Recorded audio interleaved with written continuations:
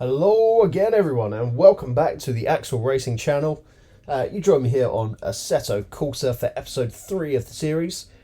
We are doing of course track guides and time attacks, and today's track guide is a track very near and dear to my heart and a track that I know incredibly well. It is of course Brands Hatch, my local track here in the heart of Kent, UK.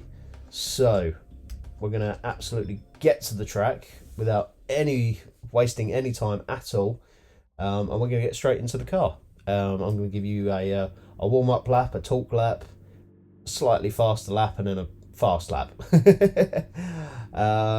What can I say about this track? It is just absolutely iconic. It's held so many races over the years, from Formula 1 to Group C, endurance racing, touring cars. It was the home of for many years, and obviously still today so many different types of motorsport.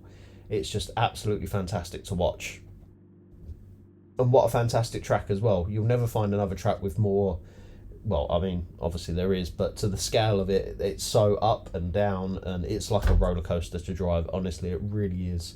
If you do ever get the chance to visit and go see a race here, 10 out of 10 would recommend. So, like I say, without wasting any time, let's hit the track. Here we are at the end of the pit lane.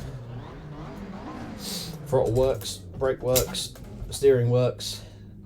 Put it into first gear and carefully away we go. Out at the end of the pit lane, it is uphill. There we go, that's the end of the pit lane. Staying over to the right hand side here as we enter the lap, just in case there's any oncoming traffic coming, but we don't need to worry about that today. We're the only car on track. What a privilege it is to have this track to yourself. Out of very famous Druids hairpin we go, down towards McLaren Hill Bend. Very tricky corner on the track. I struggle with it possibly the most. It's between that and one other corner around the back of the GP loop that you shall see very shortly. Very long, semi-fast corners round Brands, and then straights that aren't pretty straight, apart from this one. Down Pilgrim's Drop and up the hill. Now we're right round to the back of the circuit here. Fantastic place to watch from. You don't get any commentary out here, so it is just you and the cars. Which I actually tend to like. It's a nice walk out. It's very green. It's very fresh. It's a nice place to be. Yeah, and just soak it all in.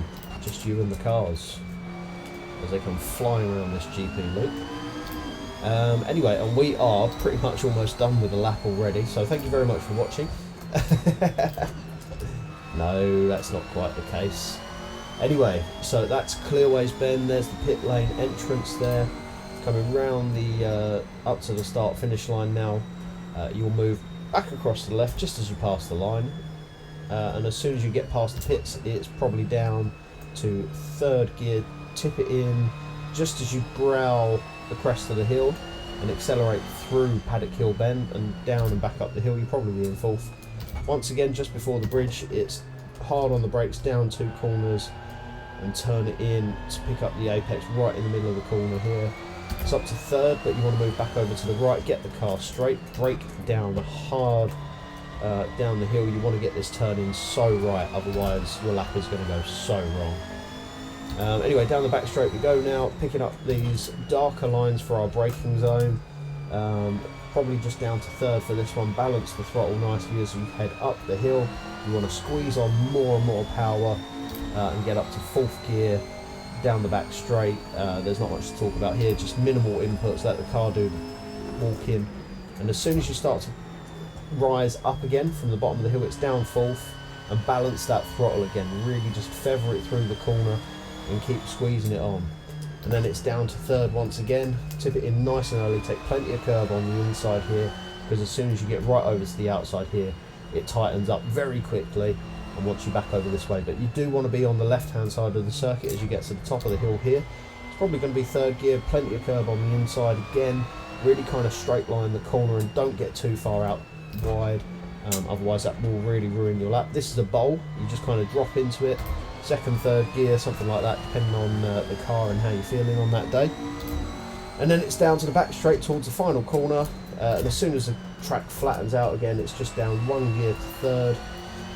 And then once again, it's they're all corners where you go in, you get your brake in, you change down your gears, and then just as the car starts, as soon as you feel the grip come back to you, that's when you get the power back on again. So in third gear here, you crest the hill, maybe a tiny bit of curb on the inside, but not too much. Down the hill you go, back up to fourth. Second gear as you approach Druids, turn it in nice and late, pick up the apex in the middle of the corner, and then third gear on the exit, get the car straight, hit the brakes and turn in. That's a very quick sequence that you need to remember.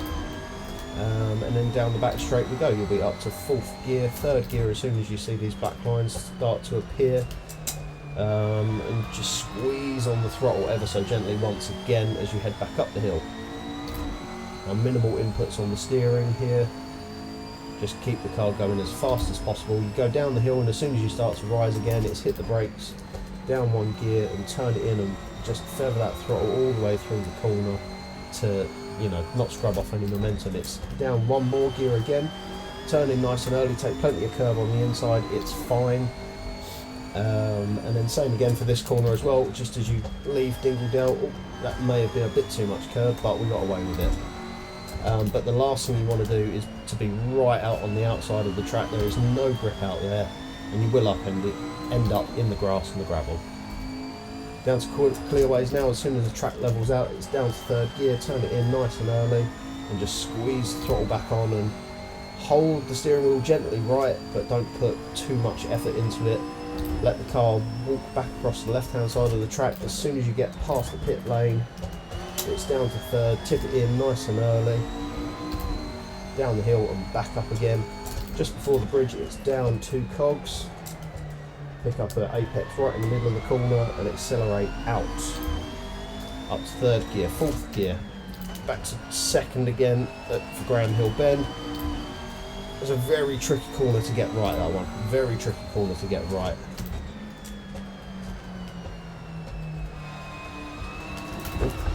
Maybe a little bit too slow through there, we took a little bit too much curb. Anyway, we're back on the power, down the back straight now, heading towards Pilgrim's Drop as we go under the bridge into the drop. And as soon as we start to rise up again, it's hit the brakes, down 1 gear, and dip the car in, and feather the throttle, run out wide to the left hand side, but not too wide. Same with this one, down to third. Don't be afraid to take too much curb on the inside. Same with this one up here. Down to third, plenty of curb on the inside, and then down 2 more for this one, or maybe just 1 if you really want. Depends on how the car's working on the day.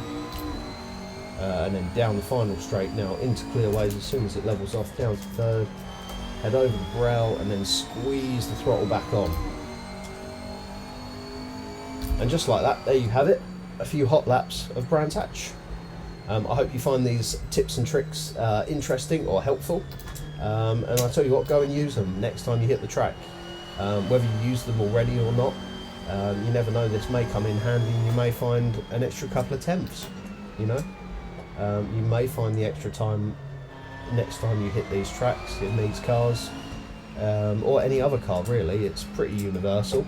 Obviously the gearing is going to be a bit different, the braking times are going to be a bit different, but overall you know where to position the car on the track and where you should be looking. So thank you very much for watching once again, and I shall see you in the next video for some serious time attacking around here, and I'm gonna love it. Until next time, this has been Axel Racing. See you then. Bye bye.